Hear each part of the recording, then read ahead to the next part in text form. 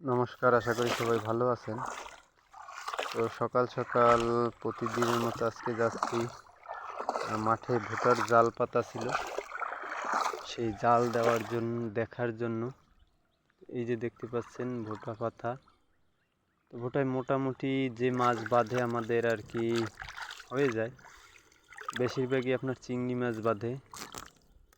তো বাজারের মাছের থেকে একদম তাজা মাছ ধরে খাওয়ার মজাই আলাদা, যারা খান তারা বুঝতে পারবেন।